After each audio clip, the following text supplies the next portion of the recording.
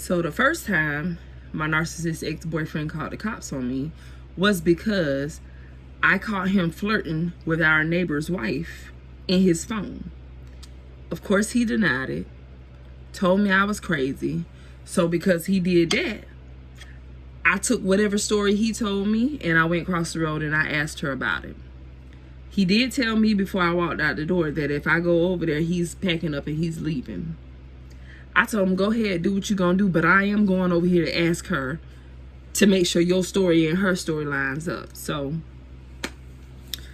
when I tell him that I'm definitely going over there, he shoots past me real quick because we in the bedroom at this time having this conversation. He shoots past me, runs in the living room, and I know at this point that he's running away. He calling her to give her heads up. I don't know why I sensed that, but I did, and I was on point. He called her, gave her heads up that I was coming over there, and I sure did. I walked over there. I asked her, why is my man sending you money? He wasn't only flirting with her, but he sent her money on Cash App. So that's what made me go over there, because I'm like, okay, I don't see any responses from her on his text messages. He was sitting in the doorway. I walked past. He was sitting in the doorway. I walked up to him to come ask him a question, and when I got to him, I looked down at his phone and I noticed the name is of our neighbor across the road. And so I see him sending little kissy faces, little bears with hearts, and little sexual comments and stuff. But I don't see any messages replying back from her to him. So I don't say nothing to him about it just yet, but the next day comes around, and like I said, he usually blocks me on everything. And so when we get back together, he has to unblock me on a lot of stuff. And so this time he blocked me on Cash App, didn't know how to get me back on Cash App, so I had to help him figure it out.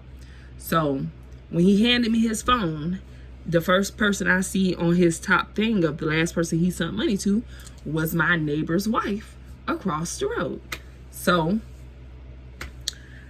I'm gathering up information now at this time, so I'm not saying anything to him because I'm getting proof, because this is something I've never had dealing with him. And so I'm like, yeah, I'm finna go ham.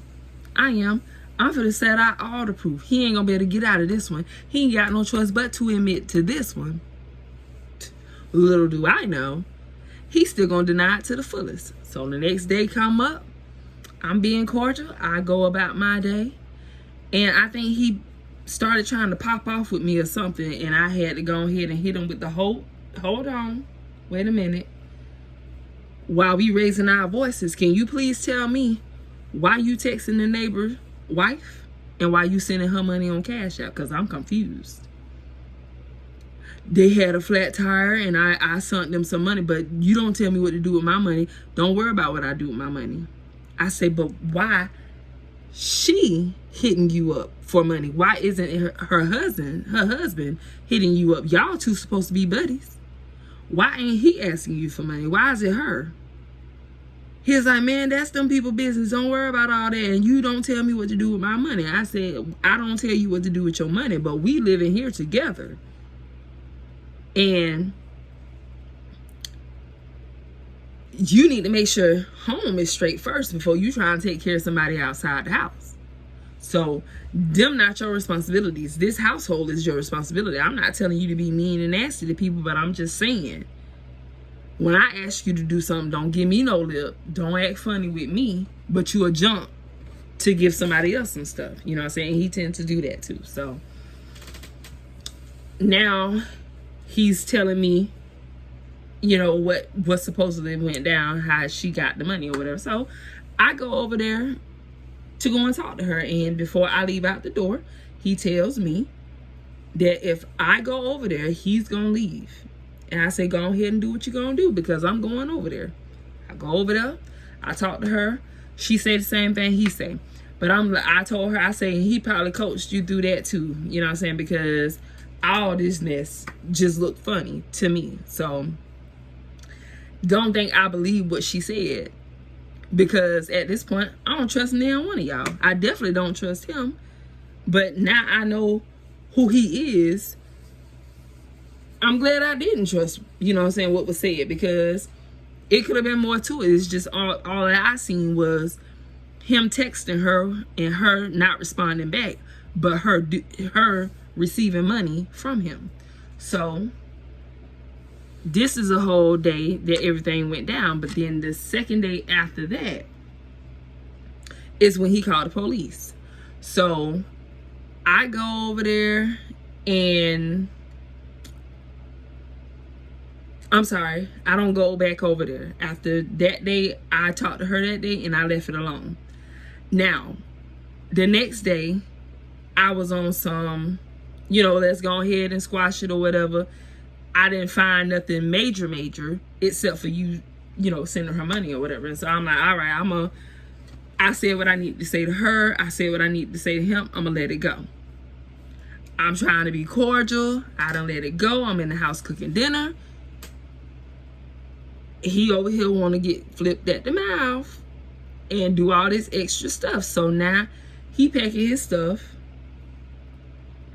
and he talking about he ready to go. So I just simply wanted to help him get his things, because he does it so slow, because he's trying to taunt me with him leaving. He want me to sit here and watch him take every little piece of item out of the house while he looked back at me with a smirk on his face like he doing the big one. So I wanted to speed it up. So I'm going to help you get your stuff up out of here since you want to go. Come on, I'm not stopping you. Let's go. So by me trying to help him get his stuff, that pissed him off. He got mad. He went to tripping. Don't touch my stuff. I tried to pull the stuff up out the drawer. He done came and done mushed my finger inside of the dresser drawer. And I'm telling him, like, you might want to get up off of this dresser so I can get my finger out of here. And he's still sitting there with it pressed up against my finger. I said, I'm going to give you to the count of 3 to get off my finger, because now more pressure is being applied and it's hurting. My finger is in this drawer. So I got the 3, and he was still laying on that dresser. I pushed him to the side. I told you to get up off the dresser. Stop playing with me. And once he got off the dresser, I started tossing everything out of the drawers. Get up out of here. I don't need you to sit here and walk slowly. I need you to do it quickly. Get all your stuff and get up out of here. So I'm carrying on. I'm saying what I want to say or whatever. And so he starts taking his stuff down the road.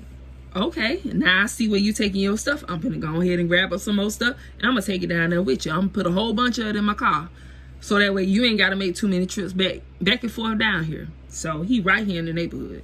So I grabbed up a whole bunch of stuff, threw it in my trunk, rolled past him while he walking back to the house from down the road, and I seen where he was sitting his stuff at, so I unloaded it out my car. He running back down the road to where he dropped his stuff off at. And now he's in my face telling me to stop touching his stuff. Nah, you want to go? Here you go. Go, get out. So, mind you, I don't know that my tire is flat. So the lady comes out of her house and she's like, Mommy, your tire is flat. And I'm like, what? She's like, yeah, your tire flat. Why your tire flat? I say, because he probably did it. He probably flattened my tire. And so, sure enough, he flattened the tire. So he had his pressure washer in my car.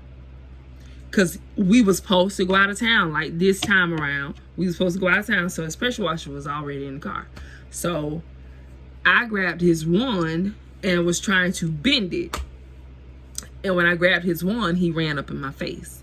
So now I put my nose on his nose. I say, do something. He was like, I ain't gonna do nothing because I called the police. I say, and that's good because they can come pick you up off this ground when I lay you out for putting a hole in my tire. I ain't even have to do all that, y'all, because he was ready. They was ready to take him to jail, not me. They was ready to take him to jail. So I stopped that. I stopped him from going to jail because we do this all the time. And so he calls the police on me because he can't get his way. Now that I am putting all of his mess in front of him finally, he is dying for somebody to be on his side. I mean, this man is literally walking up and down the road because now we done created a commotion. People are starting to come out their house. And so now these people don't know me to cut a fool out here like that. I stay in the house. They only see me leaving to go to the store or to work. They don't see me hanging outside. They ain't never seen me at the fool. So everybody trying to figure out what's going on with me because they ain't never seen me like this. So I'm telling them my side of the story, and he's walking up and down the road trying to get somebody to listen to him, and they all like, man, nah, go and get up out of here. Go on, get up out of here. Nobody wants to listen to what he got to say. But before I went out there and put it out there, put the truth, everybody would listen to everything that he's saying. But at that moment, that day, I felt so big. I felt so accomplished. I felt like, wow. I'm making him eat all of his nonsense. And everybody else sees it. I found out a lot of stuff that day. I found out that he telling people we just roommates and I'm crazy and I go through his phone. That's what he told them. He was real hard and live trying to groom that man's wife to get with her. I saved her and she don't even know it. She would have been going through the mess that I'm going through right now. But he was grooming her, looking for that new resource. That's the term for it. But grooming her was my term for it. So all because I was trying to make him take accountability for his mess, he called the police on me. He caused the scene on me when he the one being messy. Narcissists are very, very disrespectful, and they don't care who they hurt. He sit and hang out with that girl, that woman's husband. Invite him over here to cookouts and everything, feed the man. And you trying to take his girl, his wife. Disrespectful. You playing in my face, and we live in the same house, lay in the same bed, and you playing in my face. Knowing that every day you sitting on the phone telling her lies about me. And they looking at me like I'm crazy. Like, well, why she still with him if she doing, you know, if I'm doing all the crazy things that he say I am, you know what I'm saying? Why he still there, this, that, and the third. I know everybody had all the questions for me, but nobody was looking at him. The disrespect is real with a narcissist. And because he couldn't get his way, he called the police on me. And when the police got here, they was ready to take him to jail, not me. But that's crazy. I'm giving you the proof. I'm showing it to you. I don't care how many times I put this man's stuff, his mess, right in front of his face. He still won't own it. I am lying till I'm blue in my face if you let him tell it. And that's what he was out in the streets yelling. She a liar. She a liar. She crazy. She crazy. I'm like, I be a liar and crazy today, but they hear me. They hear me. Oh, they hear me. And you look like a dog walking down the road with his tail tucked between his legs. Is exactly how I can explain how he was looking. He looked real desperate for somebody to just show him a little bit of attention. He wanted it so bad and nobody was giving it to him. I seen a different man that day. But guess what? Leaving him still wasn't an option. Even though he finna go and I know he finna go, I still loved him. And I still wanted to be with him. And because I was wrapped up in his sick, twisted world, I knew he was coming back. So I ain't have to stress about that because I knew he was coming back. I wanted him to come back. I didn't know what I know now. So I wanted him to come back. But a narcissist is very, very disrespectful. They don't care about you. They don't care about nobody.